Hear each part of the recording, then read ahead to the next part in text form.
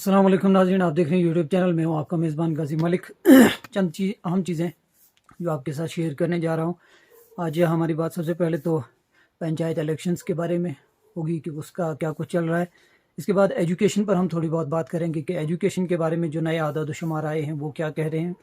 और साथ ही हम बात करेंगे कि एसपीओज़ जो हैं उनकी सैलरी में इजाफा हुआ है वो क्या कुछ है, इसके बारे में थोड़ी बहुत डिटेल में आपसे बात करूंगा। लेकिन इससे पहले मैं सबसे पहले तो ये जानना चाहूँगा कि रात को मैंने आप तक जो है एक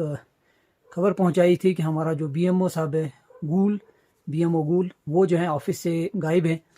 पिछले कुछ अरसे से। जब से हमारे एमएलए बानिहाल कॉन्स्टिट्यूंसी सज्जाद शाहीन साहब का दौरा यहाँ पर हुआ था तब से लेकर अभी तक वो गायब हैं। तो मैं सबसे पहले वो जानना चाहूँगा हमारी मैडम शान साहिबा से या कोई भी नेशनल कॉन्फ्रेंस से जो बरसर इक़्तिदार हैं इस वक्त, तो मैं उनसे ये जानना चाहूँगा कि थोड़ा बहुत उसके बारे में हमारी रहनुमाई फरमाएं कि आखिर वो साहब कहाँ पर हैं और कब तक आने वाले हैं या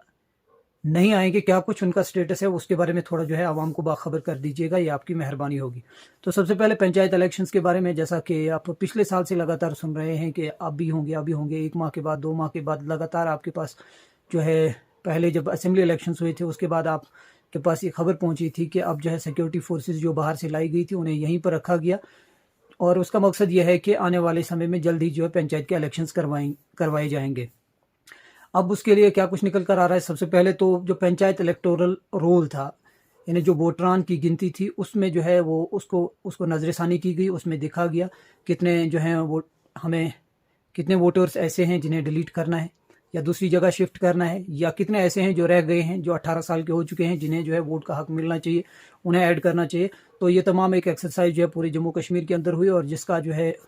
यानी 20 तारीख को जिसकी जो हतमी फहरिस्त है वो आप सबके सामने आई थी। तो उसमें कुल मिलाकर मैं मोटा मोटा आपको बताऊंगा, पूरे जम्मू कश्मीर के अंदर इस वक्त पंचायत इलेक्टोरल रोल वो जो है 70,06,700 के आसपास कुछ वोटर ऐसे हैं जो पूरे जम्मू कश्मीर के अंदर पंचायत इलेक्शंस में अपने हक का इस्तेमाल जो है वो करेंगे। इसमें अगर हम मेल्स की बात करें तो वो 35,66,400 हैं और फीमेल्स की बात करें तो वो 34,34,048 हैं। इसके बाद अगर आप थर्ड जेंडर्स की बात करें तो वो इसमें 147 है। तो कुल तादाद जैसे कि मैंने पहले ही बताई वो 70,06,700 के आसपास कुछ ऐसी है। तो ये पूरा जो है डेटा इस वक्त स्टेट इलेक्शन कमीशन के पास मौजूद है। अब आने वाले समय में सरकार इसके बारे में क्या सोचती है, कैसे निर्णय करती है, आखिर जम्मू कश्मीर के अंदर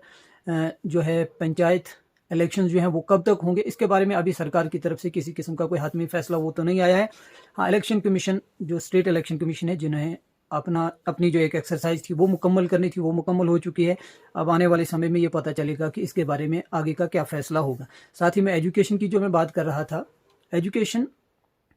जम्मू कश्मीर का एक ऐसा सेक्टर है जो बहुत जो है वो पीछे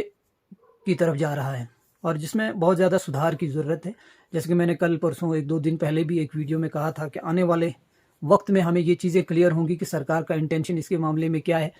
जो ही नया सेशन जो है वो स्टार्ट होगा। और इसके बारे में सरकार ने तो सबसे पहले जो फैसला लिया आते ही असेंबली इलेक्शंस के बाद जो एग्ज़ाम हमारे मार्च के अंदर होते थे उन्हें जो है वापस विंटर्स में जो है वो करवाया। 9th तक तो वो वहाँ पर मुकम्मल हो गए हैं। अब चूँकि मार्च जो ही नया सेशन स्टार्ट होगा तो नई क्लासेस होंगी आपकी और 10th बाकी जो क्लासेस थी 10th 11th 12th उनके एग्ज़ाम, उनकी डेट शीट वगैरह वो जो है वो अभी आ चुकी है, तो उनके भी एग्ज़ाम्स तब तक हो जाएंगे। लेकिन कुल मिलाकर जो सूरत हाल है वो अभी तक जो निकल कर आ रही है कि 17% बच्चे ऐसे हैं, 17% बच्चे ऐसे हैं जो प्राइमरी लेवल तक ही अपनी एजुकेशन तालीम जो है वो जम्मू कश्मीर में छोड़ देते हैं, तर्क कर देते हैं। और इसके साथ साथ 12% बच्चे ऐसे हैं जो सेकेंडरी लेवल तक जो है अपनी तालीम छोड़ देते हैं। कुल मिलाकर अगर आप आंकड़ों पर नज़र दौड़ाएं तो अगर आपके पास पूरे जम्मू कश्मीर में अगर हम मोटा मोटा देखें 100 बच्चे अगर आपके पास हैं तो 100 में से 17 बच्चे जो हैं वो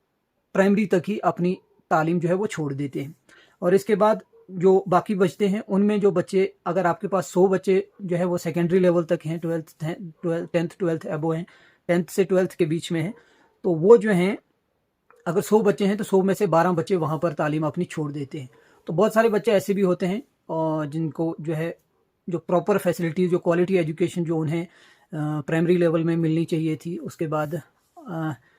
जिसकी वजह से वो इस काबिल नहीं हो पाते कि वो एग्ज़ाम्स में जो है वो क्वालिफाई कर पाएँ, जिसकी वजह से आपने देखा होगा कि 8th तक तो चलता है किसी न किसी तरीके से है, लेकिन फिर आप जब 10th में पहुंचते हैं तो बहुत सारे बच्चे वहाँ रह जाते हैं, फिर 1-2 एग्ज़ाम्स दे के फिर जब उनकी जो है वो हिम्मत हार जाते हैं तो वहाँ पर छोड़ देते हैं। इसी तरह फिर कुछ बच्चे ऐसे होते हैं जो 10th से निकल गए तो 12th में फंस जाते हैं, और उसके पीछे सबसे बड़ा कारण ये होता है, ऐसा नहीं है कि बच्चे जो हैं बहुत ज़्यादा कमज़ोर होते हैं, बच्चों में पढ़ने की कैपेसिटी नहीं है या ये तमाम चीज़ें हैं। उसके पीछे सबसे बड़ा कारण ये होता है कि आपका जो प्राइमरी है, प्री प्राइमरी एजुकेशन है, उसके बाद आपकी जो हायर लेवल की है, चाहे आप 10th की बात करें या सेकेंडरी लेवल की बात करें, तो इसमें जिस किस्म की एजुकेशन आपको मिलनी चाहिए थी, जो फैसिलिटीज़ आपको मिलनी चाहिए थी, क्वालिटी एजुकेशन जिस तरीके की आपको मिलनी चाहिए थी, वो आपको नहीं मिल पाती है, जिसकी वजह से बच्चे की जो एजुकेशन की जो तालीमी परवरिश होती है वो सही तरह से नहीं हो पाती है, और जिसकी वजह से बच्चा जो है वो कमज़ोर रह जाता है और वो फिर आगे जाकर 10th में एग्ज़ाम क्वालिफाई नहीं कर पाता है, 12th का क्वालिफाई नहीं कर पाता है। तो बहुत कम बच्चे ऐसे होते हैं जो फिर आगे जो है हायर एजुकेशन की तरफ बढ़ते हैं। तो ये कुल एजुकेशन की सिचुएशन है। अब आने वाले समय में नेक्स्ट सेशन जब आपका स्टार्ट होता है, आपको पता चलेगा सरकार के इंटेंशन का कि क्या है, और तालीम के लिए आने वाला वक्त जो इस सरकार का है, जो नई सरकार है, इनके 5 साल कैसे होंगे, ये आपको आने वाले समय में बस 1 महीने के बाद पता चल जाएगा कि क्या कुछ इंटेंशन है। एसपीओज़ की सैलरी की बात करें हम, तो जैसे कि आपको पता है कि जम्मू कश्मीर असेंबली इंतखाबात होने के बाद 2025 में पहली कैबिनेट मीटिंग जो है वो कल हुई, और कल ही जो है उमर सरकार के जो है वो 100 दिन भी मुकम्मल हुए। उन 100 दिनों की तो मैं फ़िलहाल अभी बात नहीं कर रहा हूँ, लेकिन ये 2025 की पहली कैबिनेट मीटिंग और उमर सरकार की जो अभी नई बनी है 2024 के अंदर, उसकी जो है ये तीसरी मीटिंग थी। तो इसमें एक बड़ा फैसला ये लिया गया कि एसपीओज़ जो हैं उनकी सैलरी जो है उसको वो बढ़ाया गया है, उनकी तनख्वाहों में इजाफा किया गया है। तो सबसे पहले जो बताया गया कि जो नए भर्ती एसपीओज़ होंगे उनकी सैलरी जो है वो बेसिक यानी स्टार्टिंग में जो उनको दी जाएगी, जो नए भर्ती हुए होंगे उन्हें जो है 12,000 सैलरी दी जाएगी। इसके बाद अगर हम बात करें जिन्होंने 5 साल सर्विस दी है अपनी, उन्हें जो है यानी जो 5 साल जिनके हो चुके हैं उन्हें 18,000 सैलरी मिलेगी माहाना।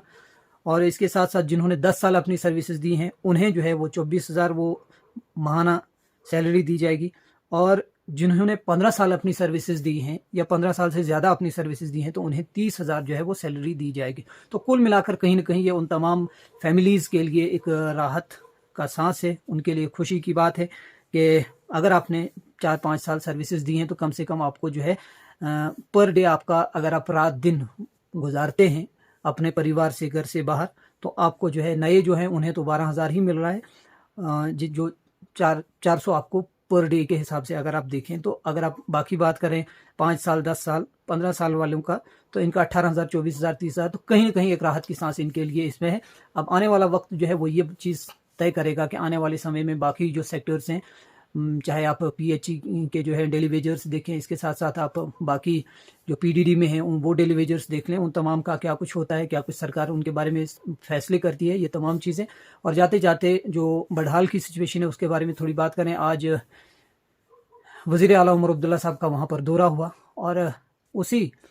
रवैये में कि अभी हमारे पास कोई इन्फॉर्मेशन नहीं है, कोई प्रॉपर जांच बस चल रही है, एक कमेटी का गठन वो हुआ है, इंटर मिनिस्ट्रियल कमेटी, वो उसकी तश्कील जो है वो हो चुकी है, वो तमाम चीज़ें, इन्वेस्टिगेशन का प्रोसेस वो चल रहा है। तो आने वाले कुछ ही समय में जो है हमें इसके बारे में कोई ना कोई जो है वो क्ल्यू सामने आ जाएंगे, इसके बारे में हमें पता चलेगा कि आखिर ये अमवात किसकी वजह से हो रही है। और सबसे पहले जो आज हमारा फोकस है वो तो बस इस बात पर है कि जो अमवात की जो तादाद है जो 17 तक पहुंच चुकी है, 17 पहुंच चुकी है, उससे 18 होने से जो है बचाना है। तो ये कुल मिलाकर आज दिन की थोड़ी बहुत सिचुएशन थी जो मैंने आपके सामने रखी। तो इसके साथ ही मैं आपसे इजाज़त चाहूँगा। अल्लाह हाफ़िज़।